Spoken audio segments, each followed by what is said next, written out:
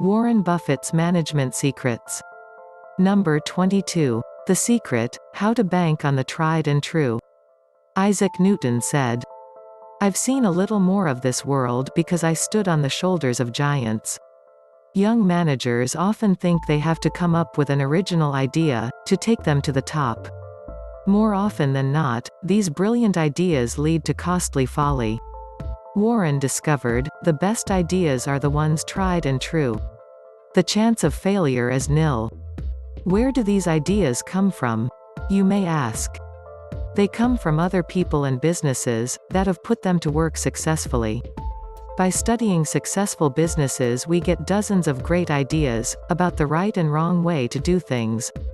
Miles Davis said, "Lesser artists borrow, great artists steal." The same can be said for great business managers. If we see a great idea, steal it and put it into practice immediately. You don't have to stand on top of Mount Everest to know it is high. You also don't have to be a genius to see a great manager or a well-run business. Once you do, pay attention and start learning from a pro. Another business tip from learnaccountingfast.com. Next, the secret to moving up in life.